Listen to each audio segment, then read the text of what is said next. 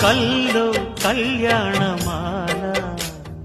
మెరిసిన శుభవేళ కలలే నిజమైన వేళ మనువొక రసలీలా